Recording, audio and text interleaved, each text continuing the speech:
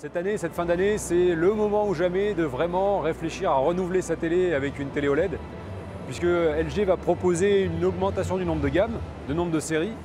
On va doubler le nombre de séries disponibles sur le marché, notamment en proposant à la fois des OLED incurvés, comme c'était déjà le cas, en 55, en 65 pouces, mais également en plat désormais. Les OLED pourront se trouver à la fois en 55 et 65 pouces 4K. Donc on aura vraiment un choix entre l'OLED incurvé et l'OLED plat, en ultra haute définition.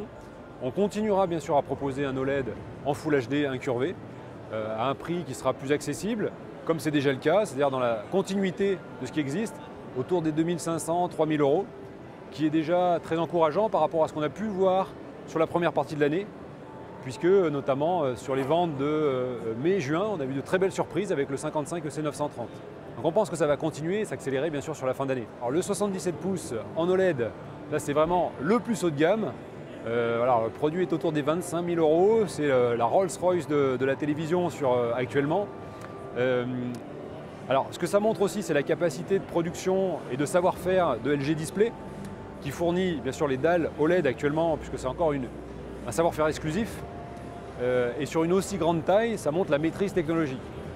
Ceci dit, cette amélioration elle est valable sur l'ensemble des tailles, puisque aujourd'hui, on a un taux de rebut, c'est-à-dire un taux de déchets en fin de production qui a été considérablement réduit. Et ça montre cette maîtrise croissante de la technologie OLED. Il y a encore 2 ans, on était contraint en bout de chaîne de production de décider de se séparer de 70% de la production.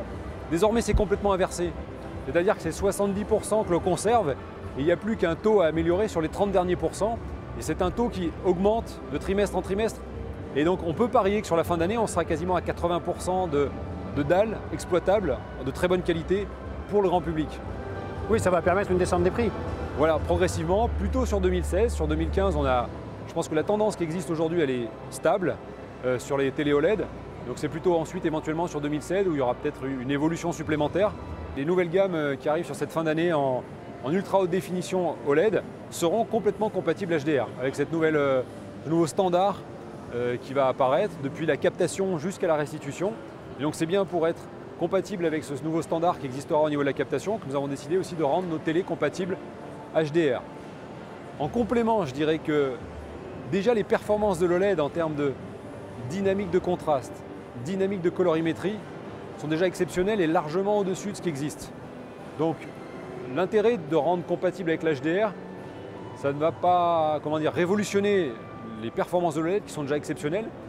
C'est surtout pour être compatible avec le travail qui est fait depuis la captation. Voilà, pour être sûr que le travail qui est fait par les majors hollywoodiennes soit bien rendu sur nos télés également. On va commencer dans la continuité de ce qui existe aujourd'hui, autour des 2500-3000 € pour un 55 pouces Full HD. Et puis après, pour un 55 pouces ultra haute définition, on sera à moins de 5000 € environ. Et pour un 65 pouces Full UHD, on sera à moins de 8000 € également. Et après, pour le 77 pouces, là on est, comme je le disais tout à l'heure, plutôt dans les 25 000 €. Donc, voilà.